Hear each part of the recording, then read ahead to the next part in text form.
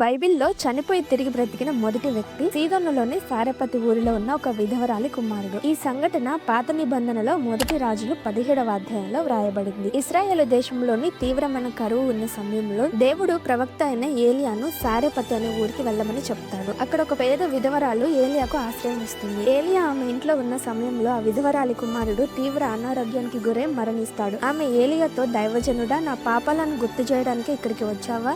నా కుమారుడు చనిపోవడానికి నువ్వే కారణమా అని ఏలియాని అంటుంది. ఏలియా ఆ బాలుని తన చేతిలోకి తీసుకుని తాను ఉంటున్న మేడగదిలోకి వెళ్తాడు. బాలుని మంచం మీద పడుకోబెట్టి దేవునికి ప్రార్థిస్తాడు.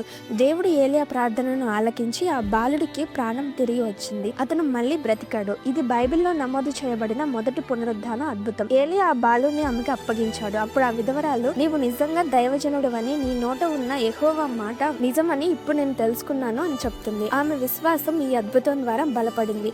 ఆమె కుమారుడు చనిపోయినప్పుడు అసహనంతో దేవుణ్ణి, దైవజనుడిని నిందించింది. కరువు కాలంలో జరిగిన ఈ కష్టం దేవుడు చేసిన కీడుగా భావించింది. ఇలాగే ఈ రోజుల్లో కూడా చాలా మంది చిన్న కష్టం వచ్చిన వెంటనే దేవుడు నన్ను ప్రేమించడం లేదు, లేదా నా తప్పుల వల్ల దేవుడే నాకు ఈ కష్టం ఇచ్చాడు అని తొందరపడి అనుకుంటారు.